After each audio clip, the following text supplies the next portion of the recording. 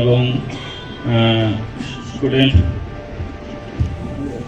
Student সবাইকে এই mega প্রয়াস অনুষ্ঠানে উপস্থিত থাকার জন্য সবাইকে অসংখ্য ধন্যবাদ জানাচ্ছি আগরতলা ট্রাফিক দপ্তর এবং নর্থ ডিস্ট্রিক্ট আরক্ষা দপ্তরের পক্ষ থেকে। অ্যাকচুয়ালি মেগা অ্যাওয়ারনেস প্রোগ্রামটা কেন করা হচ্ছে, কারণটা কি, উদ্দেশ্য কি?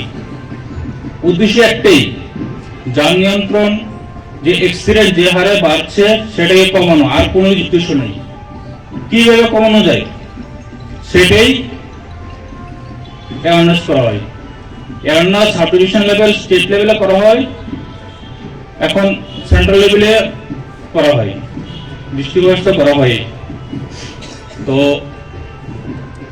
কালে একটা প্রোগ্রাম ছিল আগরতলা আইডিনগর গ্রাউন্ড থেকে, ওইখান থেকে আমাদের রাজ্যের মুখ্যমন্ত্রী স্যার সেই দুটো গাড়ি উদ্ঘাটন করেছেন, একটা নর্থ ডিস্ট্রিক্ট আর একটা সাউথ ডিস্ট্রিক্ট।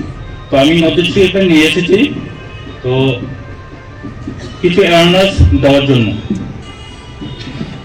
অ্যাওয়ারনেসটা অ্যাকচুয়ালি দেওয়া হয় আপনাদেরকে, যা সবাই জানেন, হচ্ছে বেসিক্যালি ট্রাফিক সবাই জানেন, যারা গাড়ি চালান, যারা শ্রমিকরা সবাই মোটামুটি ধারণা আছে। তবু নতুন নতুন কিছু আইন হয়েছে, সেগুলো অনেকের ধারণা নেই।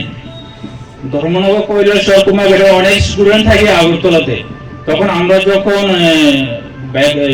এনফোর্সমেন্ট করা হয় তখন তারা বলে, স্যার আমরা এখানে তো এরকম ধারণা পাই যে হেলমেট ব্যাক রাইডিং করার সময় মোবাইল ইউজ করছে, তখন আমরা তাদেরকে ধরে লাইসেন্স সাসপেনশন করা হয় 3 মাসের জন্য বা 1000 টাকা ফাইন করা হয়।